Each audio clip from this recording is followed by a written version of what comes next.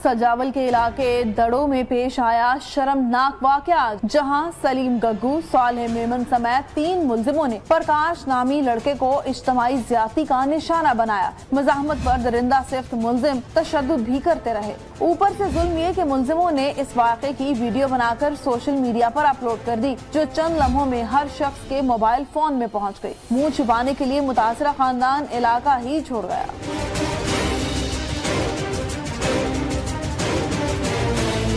वफाकी वज़ीर मुमलिकत अयाज शाह शिराजी का कहना है कि मुतासरा लड़के ने बताया है कि ऐसी 50 से ज्यादा वीडियोस मौजूद हैं। मुतासरा खानदान को IG ऑफिस तलब कर लिया गया है। वाक़े में मुलव्विस सलीम गग्गू और सालेह मेमन महकमा सेहत के मुलाजिम हैं। मुकामी शहरियों ने शर्मनाक वाक़े की सख्त अल्फाज में मजम्मत की है।